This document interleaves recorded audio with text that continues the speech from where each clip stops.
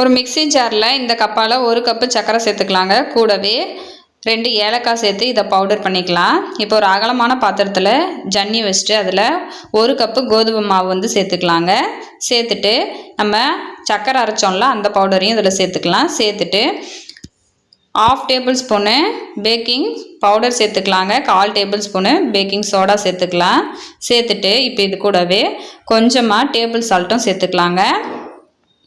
இப்போ இது எல்லாத்தையும் நம்ம ஜலிச்சுக்கலாம். அப்போ தான் நல்லா ஸ்மூத்தாக வரும் நம்ம செய்கிற கேக்கு வந்து. வீட்டில் என்ன பொருள் இருக்கோ அதை வச்சு சிம்பிளாக இந்த கேக்கு செய்யலாங்க. ரொம்ப டேஸ்ட்டாக இருக்கும். இப்போ பாருங்கள் ஜலிச்சு எடுத்துன்னு வந்துட்டேன். இப்போ இதை வந்து நல்லா மிக்ஸ் பண்ணி விட்டுக்கலாங்க. மாவு வந்து மிக்ஸ் பண்ணி விட்டதுக்கு அப்புறமா இப்போ இதில் ரீஃபைண்ட் ஆயில் வந்து சேர்த்துக்கலாங்க. சேர்த்துட்டு 1/4 கப் அளவுக்கு சேர்த்துக்கோங்க. சேர்த்துட்டு இப்போது இதில் தயிர் வந்து நல்லா ஸ்மூத்தாக அரைச்சி எடுத்துன்னு வந்திருக்காங்க. அதை வந்து ஊற்றிக்கலாம். உங்ககிட்ட தயிர் இல்லைன்னா பால் இருந்ததுன்னா காய்ச்சி ஆற வச்ச பால் சேர்த்துக்கோங்க. என்கிட்ட பால் இல்லாததுனால தயிர் இருந்தது, அதனால் நான் தயிர் சேர்த்துக்கிட்டேன். இப்போ இதெல்லாம் சேர்த்துட்டு இந்த மாதிரி விக்ஸ் வச்சு நல்லா ஒரே டைரெக்ஷனில் கலந்து விட்டுறலாங்க. மாவு வந்து இந்த கன்சிஸ்டன்சியில் இருக்கணும். இப்போ ஒரு இட்லி பிளேட்டில் இந்த மாதிரி எண்ணெய் அப்ளை பண்ணிக்கலாங்க.